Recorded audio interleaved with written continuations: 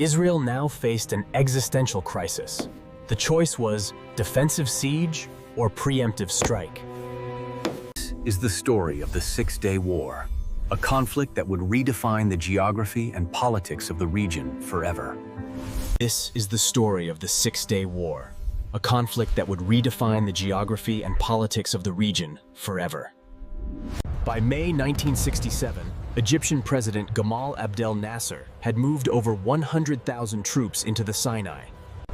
Nasser expelled the UN emergency force from the Sinai, effectively removing the buffer between the two armies.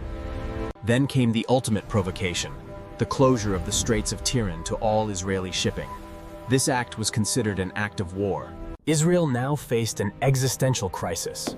The choice was defensive siege or preemptive strike. Despite being outnumbered 2-to-1 in manpower and tanks, the Israeli strategy relied on speed, concentration of force. The date was June 5th, 1967. The time for deliberation was over.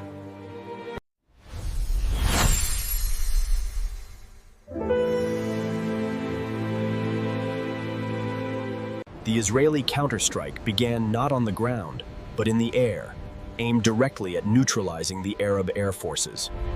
Operation Focus was a masterclass in aerial deception. The jets approached their targets flying beneath Egyptian radar coverage.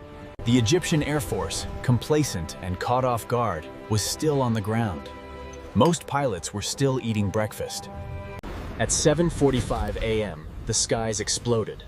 The first wave targeted the runways, making escape impossible. Within minutes, 12 Egyptian airfields were under siege. The second and third waves destroyed the aircraft themselves. In just 3 hours, the Egyptian Air Force, the largest in the region, was functionally obliterated. Over 300 aircraft were destroyed. The turnaround was instantaneous. Utilizing highly trained ground crews, the Israelis launched follow-up strikes against Jordan. The synergistic attack crippled the combined Arab air capabilities. Israel achieved total air supremacy within half a day. With the skies secured, the ground offensive into the Sinai Peninsula commenced immediately, utilizing 3 spearheads.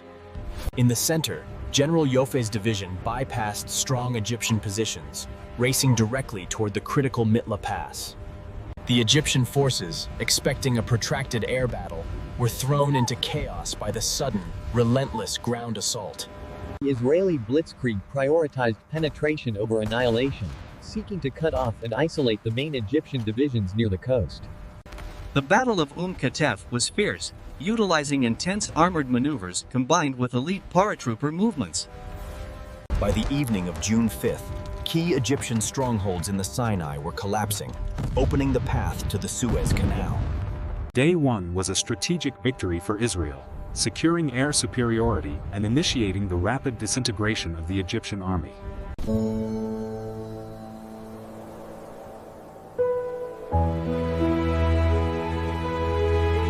Despite desperate warnings from Israel, Jordan entered the conflict, misled by Nasser's fraudulent radio claims of overwhelming success. Jordan initiated heavy shelling along the West Bank and Jerusalem border, aiming for a swift conquest of the city. The Jordanian intervention forced the Israeli High Command to divert crucial resources from the Sinai, initiating battles for the West Bank. Ammunition Hill became a critical turning point. The battle was savage, fought hand-to-hand in the heavily fortified trenches. Despite heavy casualties on both sides, the paratroopers secured the position, paving the way for the liberation of East Jerusalem. The Israeli columns pressed into the West Bank, utilizing their superior mobility to outflank and isolate Jordanian strongpoints. The ultimate prize on the Jordanian front was the reunification of Jerusalem, divided since 1948. On June 7th, Israeli forces breached the Lion's Gate and entered the Old City. For the first time in 2,000 years, the Jewish people had sovereignty over their most sacred site. The Jordanian front collapsed in under 48 hours. The entire West Bank brought under Israeli control.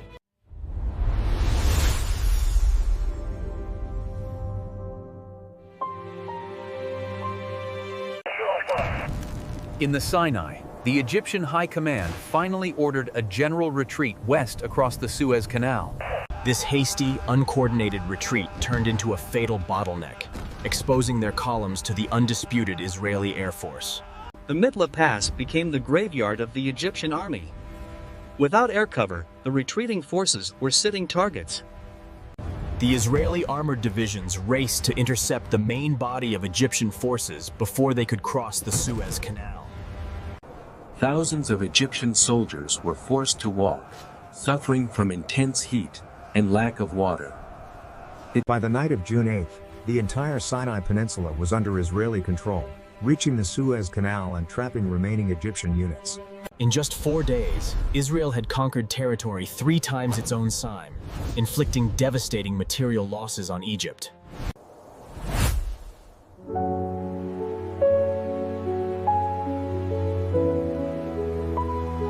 The last front to open was against Syria. For years, the strategically vital Golan Heights were used by Syria to shell Israeli kibbutzim.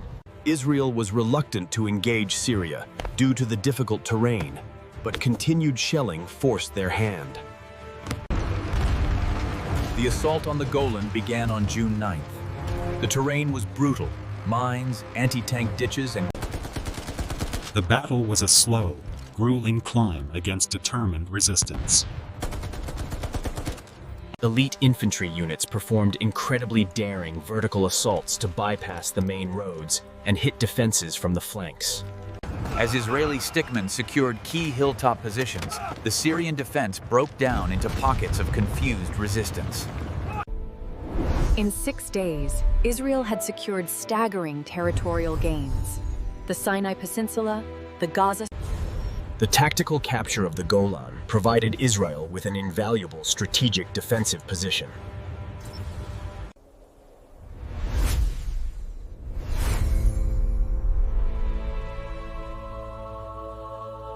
International pressure mounted rapidly.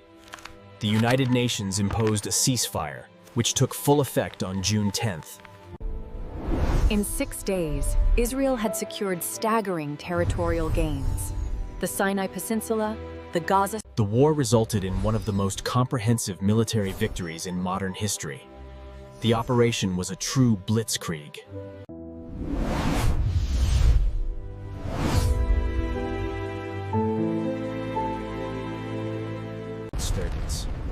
The defeat crippled the Soviet-backed Arab armies, forcing Moscow to initiate a massive resupply effort. The territorial gains instantly created the core political conflicts that continue to define the Middle East today.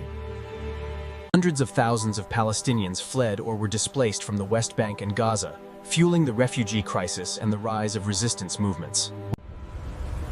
The Six-Day War was a lightning strike that delivered temporary security to Israel, but ushered in a new era of...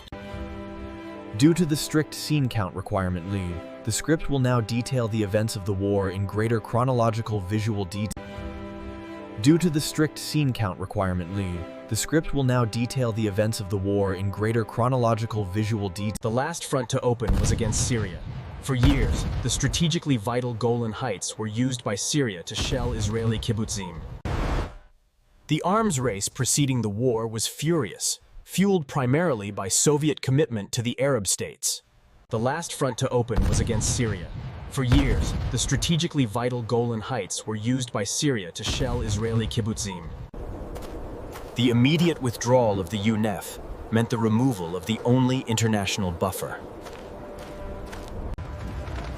Egyptian defenses in the Sinai were deep, designed to halt any traditional frontal assault. Israeli intelligence had a comprehensive understanding of the Egyptian order of battle, which proved crucial. The blockade of the Straits of Tiran cut off Israel's only access to the Red Sea, throttling its economy and demanding a military response. The tension was suffocating. Israeli society prepared for massive casualties, fearing a second Holocaust. The plan for Operation Focus was highly risky, requiring precision timing and maximum use of surprise. To avoid detection, the flight path was complex, requiring navigation over the open Mediterranean and then low over the Sinai. The strategy was methodical. Destroy the runway first, trapping the planes, then destroy the planes themselves.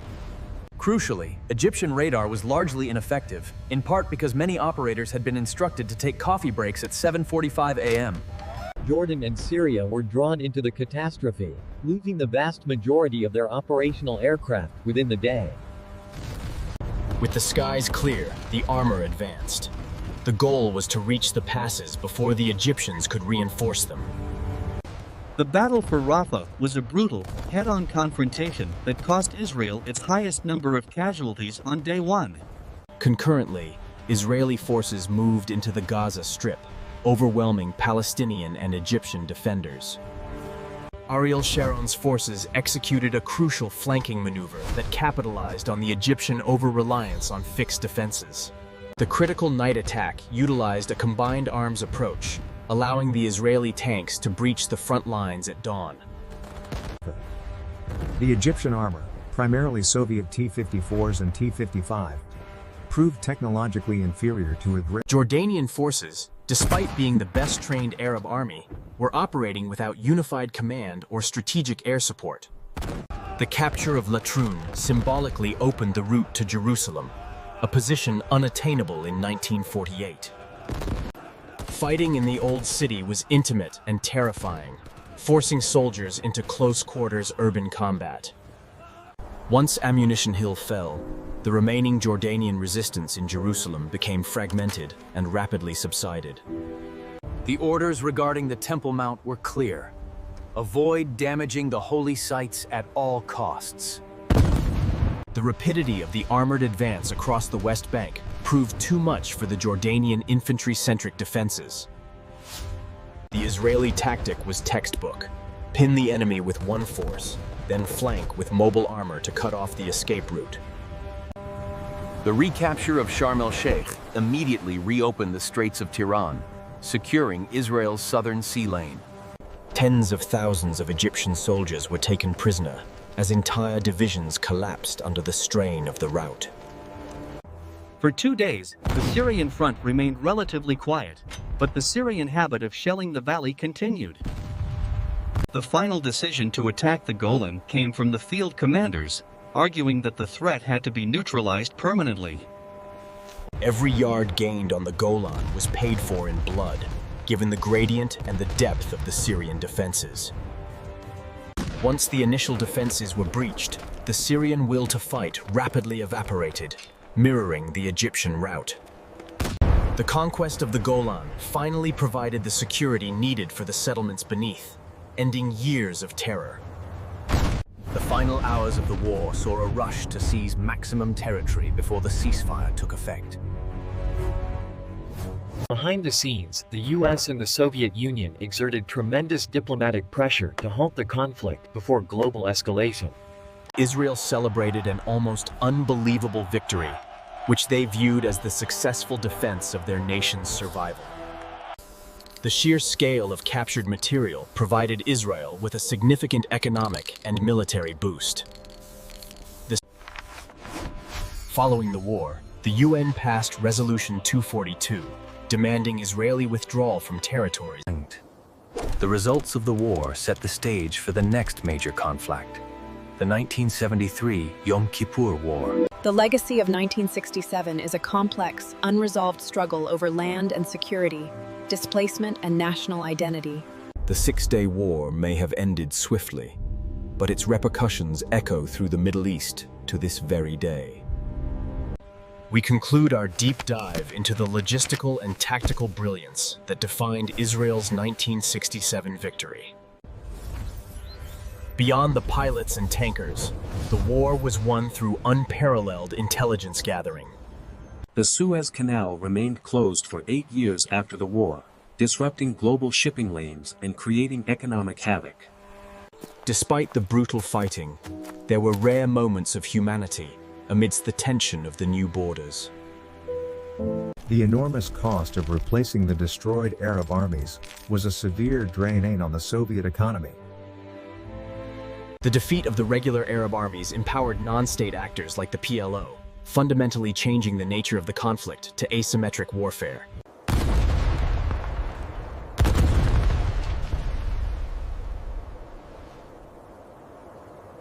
For the soldiers who fought, the war was a fight for survival, leaving behind a complex legacy of triumph and responsibility. The goal of the war was security, yet the victory arguably led to even greater, long-term insecurity for all involved. This has been an analysis of the Six-Day War.